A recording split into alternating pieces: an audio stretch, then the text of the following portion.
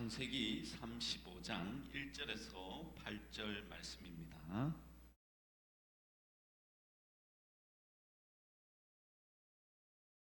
우리 한 절씩 교도하도록 하겠습니다. 하나님이 야곱에게 이르시되 일어나 베델로 올라가서 거기 거주하며 내가 내 형 에서의 낯을 피하여 도망하던 때에 내게 나타났던 하나님께 거기서 제단을 쌓으라 하신지라. 야곱이 이에 자기 집안 사람과 자기와 함께한 모든 자에게 이르되 너희 중에 있는 이방 신상들을 버리고 자신을 정결하게 하고 너희들의 의복을 바꾸어 입으라. 우리가 일어나 베델로 올라가자 내 환난 날에 내게 응답하시며 내가 가는 길에서 나와 함께 하신 하나님께 내가 거기서 제단을 쌓으려 하노라 하매 그들이 자기 손에 있는 모든 이방 신상들과 자기 귀에 있는 귀고리들을 야곱에게 주는지라. 야곱이 그것들을 세겜 근처 상수리나무 아래에 묻고 그들이 떠났으나 하나님이 그 사명 고을들로 크게 두려워하게 하셨으므로 야곱의 아들들을 추격하는 자가 없었더라. 야곱과 그와 함께한 모든 사람이 가나안 땅 루스 곧 베델에 이르고 그가 거기서 제단을 쌓고 그곳을 엘베델이라 불렀으니 이는 그의 형의 낯을 피할 때에 하나님이 거기서 그에게 나타나셨음이더라. 그의 이모 드보라가 죽음에 그를 베델 아래에 있는 상수리나무 밑에 장사하고 그 나무 이름을 알론 바굿이라 불렀더라. 아멘. 사람은 변하기가 참 쉽지가 않죠. 그래서 사람이 변하면 우리가 흔히 하는 말이 뭡니까? 죽을 때가 다 됐나? 그럴 정도로 사람이 변하는 것은 결코 쉽지가 않습니다. 어떤 것이 진짜 변화이며 어디까지 변해야 되는지 몰라서 우리는 이렇게 여러 가지 것으로 스스로 변했다라고도 말을 하곤 하지만 주변 사람이 보면 전혀 변하지 않은 사람도 있죠. 변화라는 것은 단순히 생각이 변했다고 그리고 아는 것이 변했다고 이루어지는 것은 결코 아닙니다. 특히나 외적인 태도가 변했다고 변한 것은 아니죠. 그것은 잠깐 변하는 것일 수 있는 것이지 않습니까? 사람들이 감옥에 가면 잘못을 뉘우치죠. 다시는 죄를 짓지 않겠다라고 말하지만 재범률이 거의 80%가 넘는 이유는 무엇일까요? 사람은 그토록 변하는 것이 결코 쉽지 않다는 것입니다. 사람이 변하는 것은 그 마음의 중심이 변해야 되고 그로 인한 열매가 있어야 되는 것이죠. 이 야곱의 인생에 보면 그동안 하나님을 믿고 하나님의 은혜를 받고 하나님의 도움을 너무나 많이 받았습니다. 그런데 그의 모습을 보면 어떻습니까? 우리의 모습과 별반 다를 바가 없죠. 틈만 나면 하나님의 뜻과 계획하심보다는 자신의 생각, 자신의 그 모든 것으로 그 이동을 하는 경우가 얼마나 많이 있습니까? 특별히 지난 시간에 보았듯이 형 에서에게 세일로 가겠다라고는 그렇게 약속을 하고는 바로 그 옆인 숫곳으로 가게 됩니다. 그리고 다시 세겜으로 이렇게 가서는 아예 그곳에서 땅을 사고 살게 되죠. 자기 형에게 약속한 그곳 그리고 세일로 가서 같이 살겠다라고 말을 하였지만 그는 전혀 자신의 힘으로 노력으로 살려고 하는 모습은 전혀 변하지 않는 야곱을 잘 보여주고 있죠. 그도 그럴 것이 그의 인생은 참 험난한 인생이었지 않습니까? 여러분 타향살이가 얼마나 서글픈지 여러분 아십니까? 자기가 살던 곳을 이 장자권을 한번 빼앗아 보겠다고 노력했다가 외삼촌 집에 가서 한 20년 동안 아내와 자식을 얻는 그 일에 모든 세월을 낭비해버립니다. 물론 하나님께서는 야곱을 사랑하셔서 어려울 때마다 도와주시고 위기의 순간마다 도움을 주셨죠.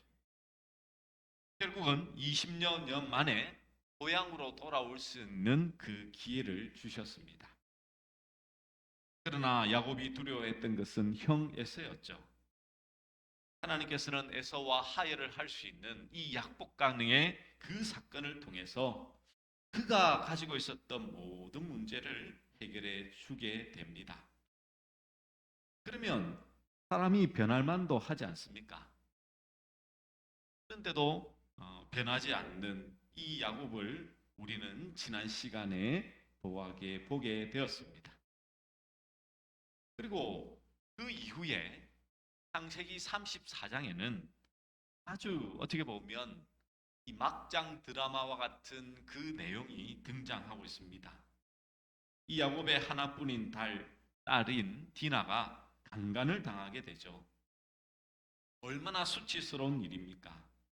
행복이 산산조각 나 버리는 것입니다.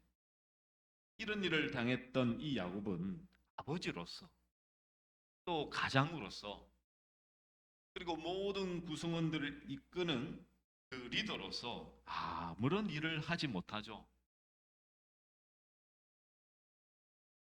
그런 가운데서 이 자신의 아들들이 어떻게 하냐면 복수를 하게 됩니다. 할례를 이용해서 종교적인 이유를 이렇게 들먹여서 사람들을 잔인하게 살인했던 것입니다. 이날을 강간했던 그것도 얼마나 옳지 못한 일입니까? 근데 그로 인한 가족들의 이 복수극은 더 잔인했죠. 세겜과 하물만 죽었던 것이 아니라 그들의 모든 가족을 죽이고 약탈하고 불을 질러 버리게 됩니다. 자신이 세겜에서 하나님으로부터 열심히 살리라. 그러니까 이제는 앞으로 이제 행복한 일만 남았다. 왜냐하면 그의 평생의 문제였던 에서형과 관계가 회복되었고 어떻게든 뭐 같이 살지는 않지만 이제 하나님께서 약속하셨던 그 가나안 땅 근처에 와서 살고 있으니 아무런 문제가 없을 거라고 생각했습니다. 그랬던 그에게 이제 딸로 인하여서 그리고 아들들이 사람들을 죽이는 그 사건을 통해서 새로운 국면에 처하게 된 것이죠. 얼마나 두려움이 그 마음 가운데에 이 처해 있는지 모릅니다. 그래서 이 야곱의 그 마음을 어떻게 이렇게 표현하고 있냐면요. 창세기 34장 30절에 보면 이렇게 말씀하고 있습니다. 제가 읽어드리겠습니다. 야곱이 시몬과 레위에게 이르되 너희가 내게 할을 끼쳐 나로 하여금 이 땅의 주민 곧 가나안 족속과 브리스 족속에게 악취를 내게 하였도다. 나는 수가 적은즉 그들이 모여 나를 치고 나를 죽이리니 그러면 나와 내 집이 멸망하리라. 그러니까 지금 너가 이렇게 죽음으로 말미암아서 그 주변의 사람들이 우리를 죽이러 올 거다. 근데 그 표현이 뭐라고 말하고 있습니까? 악취를 내게. 악취를 내게. 아주 좋지 못한 일이라는 것이죠. 얼마나 두려움에 이렇게 떨고 있는지 모릅니다.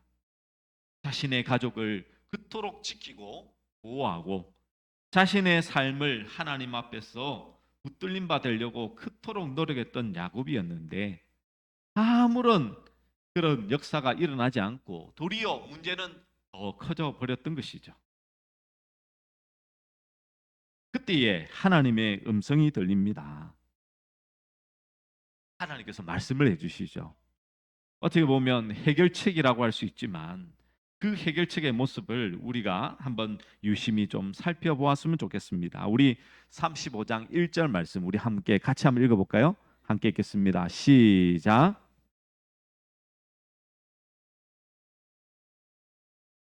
거주하며 내가 내 형 에서의 낯을 피하여 도망하던 때에 내게 나타났던 하나님께 거기서 제단을 쌓으라 하신지라.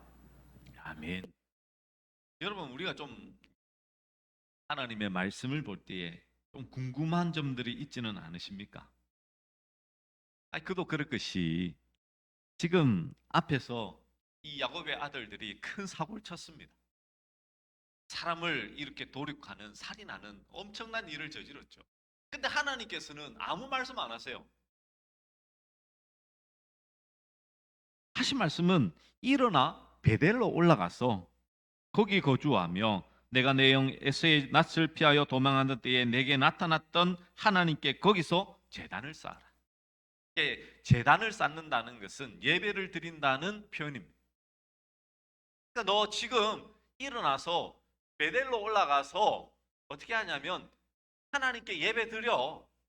그게 끝이에요. 어떻게 보면 야단도 칠 법하고 잘못을 지적할 만도 한데 하나님께서는 그렇게 하시지 않습니다. 그 이유는 다른 게 아닙니다. 야곱의 행동이나 아들들의 행동이 잘했다는 것이 결코 아니겠죠. 하나님은 너무나도 안타까워 하시지만 그 마음 가운데에 한 가지 이 자리 잡고 있는 것이 있습니다. 이것은 이제 결론에 가서 함께 이렇게 묶어서 말씀을 드리도록 하겠습니다. 근데 오늘 이 말씀을 듣고 반응하는 야곱의 모습도 참 재미있습니다. 뭐냐면 지금 이 야곱은 베델로 올라가라. 가서 하나님께 예배 드리라는 그 말씀을 듣고는 하는 반응은 2절입니다. 이 2절의 말씀이 어떻게 하냐면 야곱이 이에 자기 집안 사람과 자기와 함께한 모든 자에게 이르되 너희 중에 있는 이방 신상들을 버리고 자신을 정결하게 하고 너희들의 의복을 바꾸어 입으라 라고 말씀하고 있죠. 어떻게 보면 영적인 부흥 집회를 갑자기 야곱이 행하고 있는 거예요. 아니 그도 그럴 것이 우리가 이제 하나님께서 우상을 다 버려 이러면 그렇게 말하는 것도 맞을 수가 있습니다. 근데 지금 상황은요 그런 상황이 아니에요. 왜냐하면 우리는 지금 이제 성경 66권을 다 알고 있으니까 이방 신을 품고 있었던 이 드라빔을 갖고 있었던 그것도 문제고 이 귀걸이의 이 우상의 형상을 이렇게 조각해서 귀걸이를 만들었던 그것도 문제라는 거 우리 너무 잘 알고 있습니다. 근데 이 당시에는요 아직 율법이 등장하지 않은 시대입니다. 그렇잖아요? 한참 뒤 출애굽하여서 모세가 시내산에 갔어야 이제 뭐라고 말씀하십니까? 이방신을 섬기지도 말고 우상을 만들지도 말고 그것을 하지 말라고 그때 말씀하시거든요. 근데 갑자기 이 야곱이 하나님의 말씀을 듣고는 무언가 깨달은 게 있는 것 같아요. 근데 그 깨달음이 얼마나 크길래 지금 그들을 향해서 자기 식소들을 향해서 말하는 게 뭡니까? 이방 신상들을 다 버리라는 것입니다. 그리고 너희가 정결하게 되고 의복도 바꿔 입으라는 것이죠. 이게 완전히 너희가 가지고 있던 옛사람의 모습을 벗어버리고 이제 새 사람의 옷으로 너희는 이제 새 사람이 되었음을 인정하고 하나님 앞에 나아가자는 것입니다. 아니 진짜 이방 신상을 버리면 되죠. 그랬으면 이런 일이 안 생기지 않냐라고 우리는 말할 수 있지 않습니까? 근데 지금까지 말을 하지 않았다는 것은 그냥 야곱의 집안이 어떻게 보면 우상으로 가득 차 있다라는 것을 우리가 알 수 있는 부분이겠죠. 근데 그것을 우상을 묵인하고 있었습니다. 우상을 묵인했다는 것은 알면서도 모른 척 했다는 뜻이 아니라 우상을 가지고 있는 것을 당연하게 여겼다는 뜻이겠죠.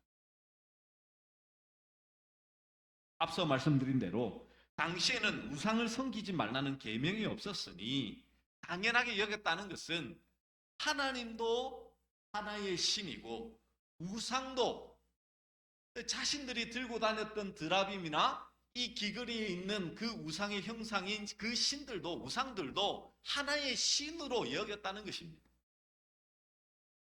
그런데 야곱이 깨달은 거예요. 뭘 깨달은 것입니까? 하나님과 이 우상이 다르다는 사실을 깨달은 거예요.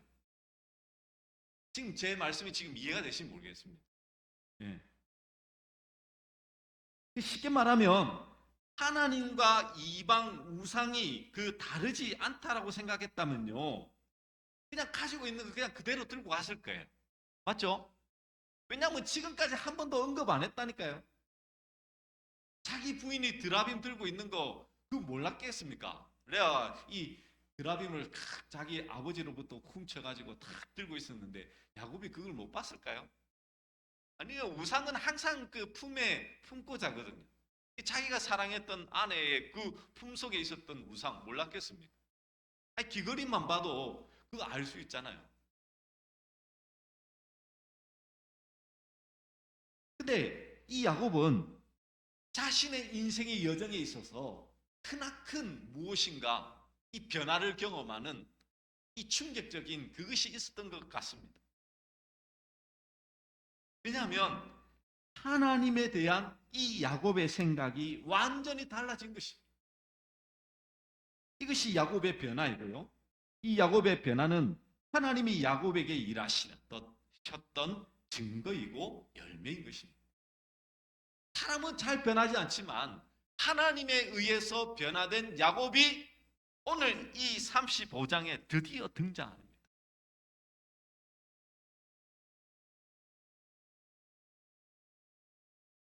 자신이 변했다라는 것을 보여주는 게 뭐라고요? 우상을 다 버리라는 거예요. 아니, 지금까지는 우상과 함께 했다니까요. 계속 함께 하고 있었어요. 하나님 우상 버리라는 말씀도 안 했어요. 그런데 깨달은 거예요. 아, 하나님과 우상은 다르구나. 그러면 무엇이 달랐을까요? 우리의 말씀을 한번 찾아볼까요? 우리 창세기 32장 11절 말씀입니다. 11절, 12절. 11절 먼저 같이 한번 읽어봅시다. 같이 읽겠습니다. 내가 주께 간구하오니 내 형의 손에서 에서의 손에서 나를 건져 내시옵소서. 내가 그를 두려워함은 그가 와서 나와 내 처자들을 칠까 겁이 나기 때문이다. 아멘. 지금 야곱이 하나님께 기도하는 내용이 뭡니까? 하나님, 내 형 무서워요. 두려워요. 자기 인생에 있어서 어떻게 보면 가장 크나큰 문제였죠. 그래서 하나님께 해결해 달라고 기도합니다. 그런데 하나님께서 뭐라 말씀하십니까? 12절 말씀 같이 읽어봅시다. 준비 시작. 주께서 말씀하시기를 내가 반드시 내게 은혜를 베풀어 내 시로 바다에 셀 수 없는 모래와 같이 많게 하리라 하셨나이다. 아멘. 아니, 하나님, 에서형 좀 두렵으니까 우리 가족들 지켜주세요 하면 그 기도의 응답은 뭐가 돼야 됩니까? 그래, 너 두려워하지 마. 너 형 별거 아니야. 내가 힘써줄게. 이러면 기도 응답이잖아요. 근데 하나님의 응답은 뭐라고요? 내가 반드시 내게 은혜를 베풀어 내 시로 바다에 셀 수 없는 모래와 같이 많게 하리라.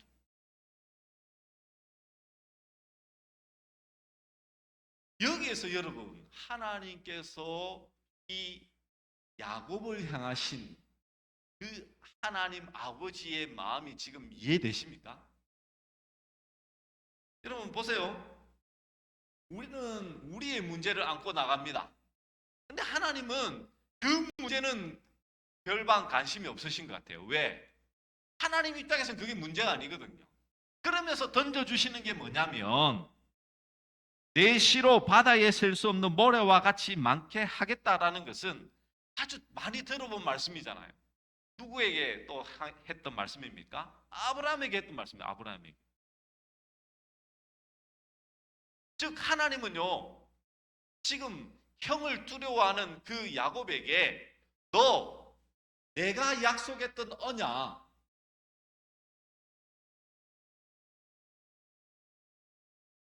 너희 할아버지에게 약속했던 그 언약을 다시금 야곱에게 말씀해 주고 있는 거예요. 언약으로 인해서 애굽 너 결코 해당하지 않을 거야. 너 그냥 죽지 않아. 이렇게 지금 말씀하고 있다니까요. 이 말씀은 어떤 의미입니까? 하나님은요, 야곱의 안위를 위해 야곱에게 함께 하시는 것이 아니라는 것이죠. 하나님이 야곱과 하시는 이유는 어떤 이유입니까? 아브라함에게 하신 그 언약을 위해서.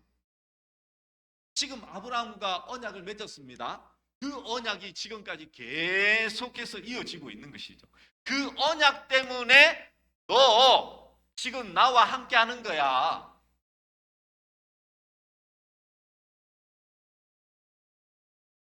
이것이 야곱의 간구에 대한 하나님의 응답이었습니다. 다시 말하면 하나님 너 지켜줄 게가 아니고 너 지금 나에 대해서 잘못 알고 있는 것 같은데 나는 내 언약 때문에 너를 지금 너와 함께 한다니까?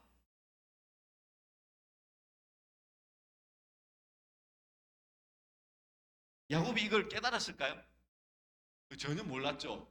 그러니까 이 약복강 사태가 이제 뭡니까? 이 그 약복강의 그 상태 가운데서 하나님께서 말씀하신 바를 전혀 알지 못했으니까 그 사건을 일으키게 되는 것이죠. 그리고 이제 약복강 사태를 통해서 그가 깨달은 것이 무엇입니까? 그가 고백했던 것은 그 약복강을 브니엘이라고 부르면서 내가 하나님과 대면하여 보았으나 내 생명이 보존되었다라고 말하죠. 자신은 하나님을 대면하면 죽어야 될 존재, 죽어야 할 존재가 생명이 보존된 것이 하나님의 은혜구나. 그걸 깨달은 거예요. 그러니까 내가 살려고 하면 안 되는 것이고 하나님에 의해서 살아야 되는 것이구나라는 것을 알게 된 것이죠.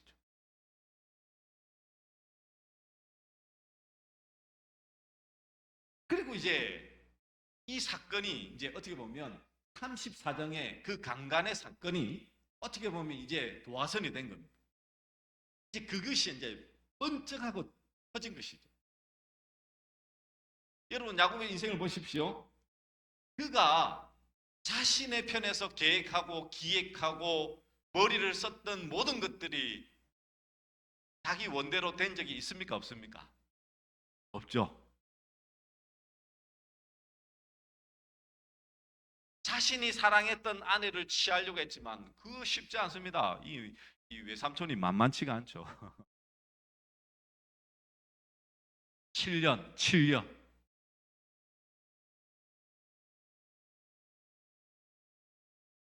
그리고 또 세겜에서 자기가 평안하게 살고자 했는데 그것이 살 수 있었습니까? 없었습니까? 없었죠. 아니, 자기는 어떻게든 그 이 하몰과 이렇게 합력을 해서 이 재산도 좀 이제 부하게 늘리고 정착을 잘해서 잘 먹고 잘 살려고 했습니다. 근데 자기 아들들이 돌발 변수였죠. 그러니까 자기는 자기의 삶 속에서 이 야곱이 행했던 그 노력, 힘, 그게 뭐였습니까? 내가 하나님 안에서 잘 먹고 잘 살고 평안하는 거, 그걸 위해서 자기의 모든 것을 다 노력했는데 자기 생각대로 된 게 있습니까? 없습니까? 한 개도 없었던 거예요. 그러면서 이제 머리에 뻥 하고 이제 펀치를 맞은 겁니다. 이 언약의 말씀이 깨달아졌겠죠. 그게 뭐냐면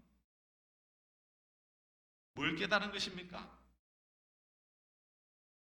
하나님은 우상과 달리 나를 위해서 존재하는 것이 아니라 하나님은 하나님 되신다라는 것을 이 야곱은 깨달은 거예요. 이게 진짜 중요합니다, 여러분.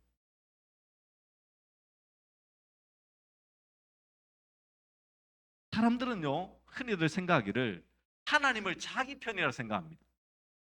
신앙생활만 잘하면 하나님은 자신을 도우시고 원하는 것을 이루시며 평탄한 길로 가게 하시는 분이라고 생각하죠.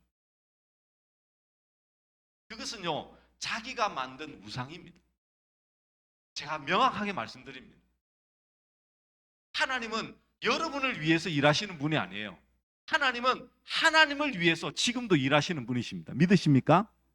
네. 그런데 그 하시는 모든 일이 선하기 때문에 우리는 그 선한 일에서 은혜를 경험하고 살고 있는 것이죠. 이 하나님은 하나님 편이다라는 말을 이해하지 못합니다.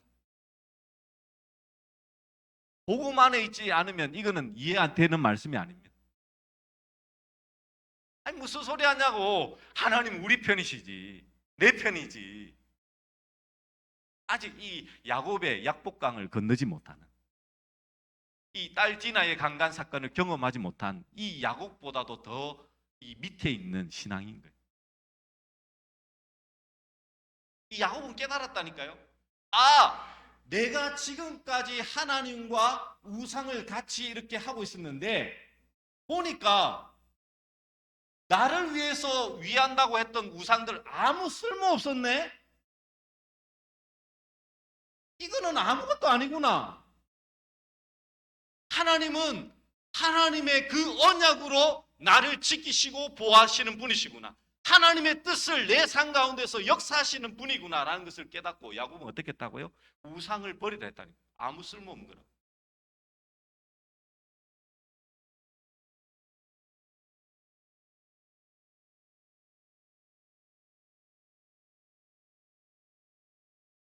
하나님께서는 야곱이 원하는 삶, 자신이 그토록 바랬던 삶과는 전혀 무관하신 하나님이었다는 사실을 그는 알게 된 거예요.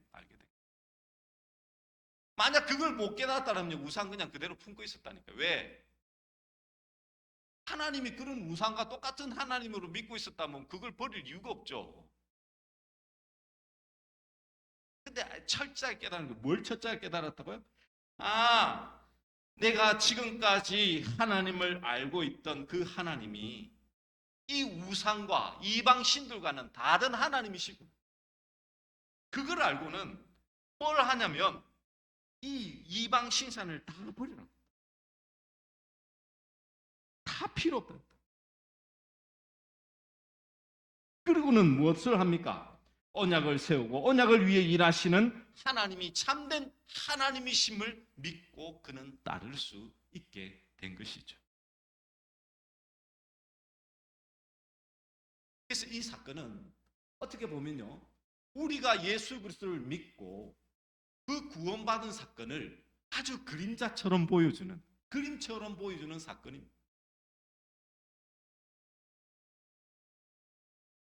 우리의 옛사람을 벗어버리고 예수 그리스도로 말미암아 새 삶을 입은 사람의 그 모습을 어떻게 보면 이 야곱의 이 모습을 통해서 우리에게 너무나 잘 보여주고 있는 것이죠.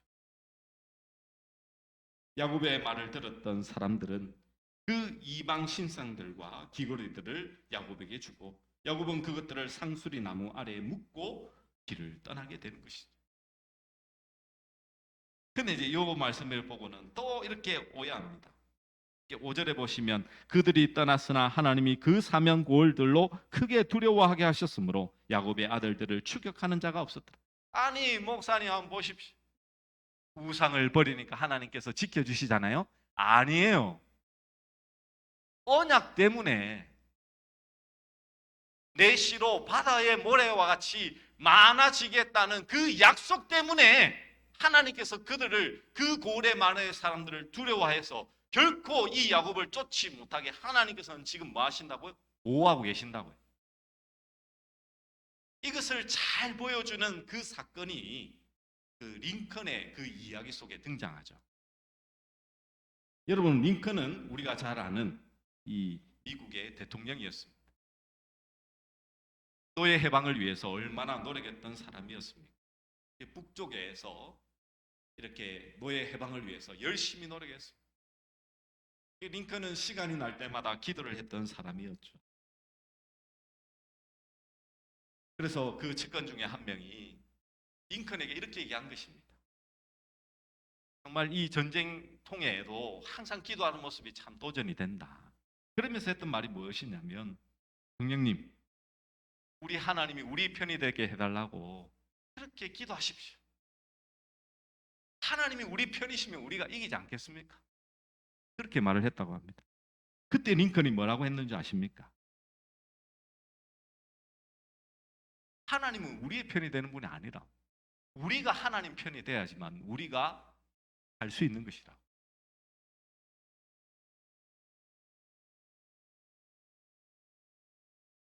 여러분, 우리는 하나님을 또 오해합니다. 뭐냐면 내 생각, 내 지식, 내가 알고 있는 모든 것으로 하나님을 움직일 수 있고 하나님이 내 뜻대로 내 마음대로 행할 수 있는 하나님이라고 생각하고 있는 것이죠. 근데 여러분 아셔야 될 것은 인간이 하나님을 움직일 수 있다라고 생각하는 그 순간 그분은 하나님이 아니십니다. 어떻게 신적인 존재가 이 피조물인 아주 미약한 그 인간에 의해서 움직인다는 말입니까? 그거는 여러분, 사람이 왕 앞에 가서도 말 한마디 못하고 왕 앞에서도 자신의 이 고집이나 이 자존심을 세우지도 못하는데 어떻게 하나님 앞에 그럴 수 있냐? 보이지 않으니까 그러죠. 보이지 않으니까.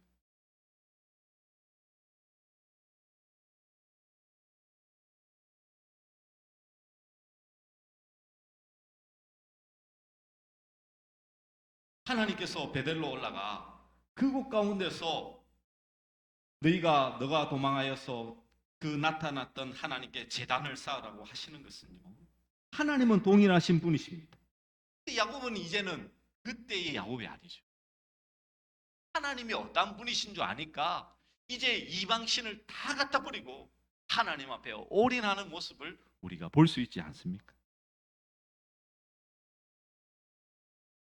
여러분, 그렇습니다. 정말 하나님이 하나님 되심을 아는 것은 우리의 신앙에 있어서 너무나 중요합니다. 이것을 잘 모르니까 하나님을 우상처럼 섬기니까 하나님께 실족했다고, 하나님께 시험 당했다라고 말을 하곤 하죠. 얼마나 경망한 말인지 모릅니다. 하나님의 말씀은 결코 그렇지 않다라고 분명히 말씀에 써져 있는데도 우리의 입장에서, 내 생각에서, 내 지식에서 아니 하나님 어떻게 이럴 수 있냐고,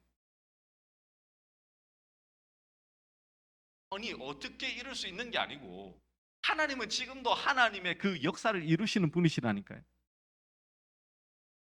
하나님의 그 구원의 크고 놀라운 계획을 여러분 이 조금만이라도 여러분 알 수 있습니까?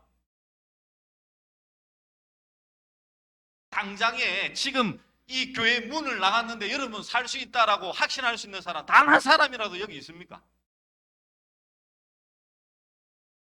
단 1초의 인생이 어떻게 될지 모르는 그 하찮은 인간이 어떻게 하나님 앞에 교만하게 하나님을 움직일 수 있다고,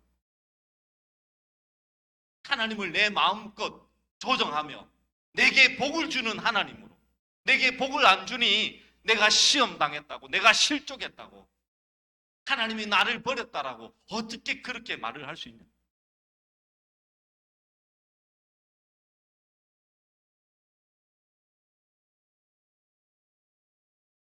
그래서 우리가 해야 될 일은 다른 게 아닙니다.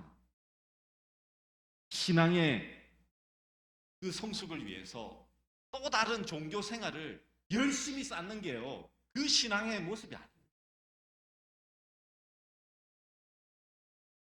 우리의 눈을, 우리의 마음을 하나님께 자꾸 집중하는 거예요. 그래서 하나님이 하나님 되시며 하나님께서 우리 가운데서 역사하시는 그 일을 우리가 눈으로 목도하며 살아가는 것이 진정한 신앙의 모습인 것입니다. 목사님, 그러면 하나님은 우리의 삶에는 전혀 관여치 않으십니까? 아닙니다, 여러분. 일용할 양식으로 먹이시는 하나님이시잖아요. 이 약속이 있지 않습니까? 그 언약 때문에 내가 산다니까요. 언약 때문에. 근데 일거수일투족 하나하나 조목조목 따져가면서 왜 하나님 나에게 이렇게 하지 않는다는 것은 지금 하나님을 모르시는 거예요. 말씀을 정리하면 맺습니다. 우리는 우리 스스로 만든 하나님을 만들 수 있습니다.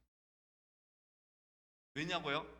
이스라엘 백성들이 모세가 시내산 위에 올라갔을 때에 그들이 만든 그 금송아지는요, 우상이 아니었습니다.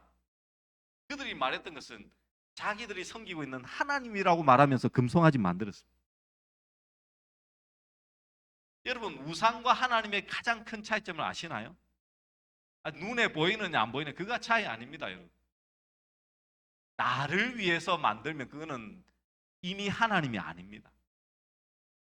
무슨 말이냐면 여러분이 지금 예배를 드릴 때에 지금 내 것이 구해지고 내에 대한 만족과 정욕을 채우기 위해서 기도하고 내 심령이 차고 있으면 그거는 예배 아닙니다. 하나님 앞에 나아갈 때마다 내 자신이 부인되고 예수 그리스도가 참된 주로 인식되어지며 주님만이 나의 삶의 모든 것입니다 라고 고백되어지는 그것이 참된 예배의 모습임을 여러분 꼭 기억하시기를 간절히 축원합니다. 그래서 우리의 시선은요, 세상에 있지 않습니다. 세상에 이래 우리의 마음이 이렇게 좋아졌다가 나빠졌다, 그렇지 않다니까요. 우리의 모든 시선은 하나님께 고정되어 있어야 돼요. 맞춰줘야 되죠. 근데 하나님이 보이지 않으니까 자꾸만 세상에 눈이 막 이렇게 쏠릴 때도 있습니다. 그러나 걱정하지 마십시오. 우리 안에 계신 성령님께서 우리로 하여금 우리의 눈을 들어 주를 보게 만들어 주실 것입니다. 그 은혜 속에서 매일을 살아가는 우리 모든 믿음의 종들 되시기를 간절히 축원합니다.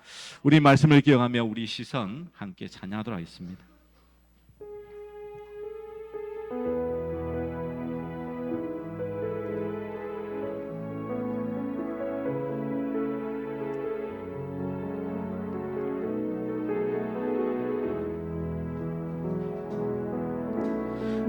내게로부터 눈을 들어 주를 보기 시작할 때 주의 일을 보겠네.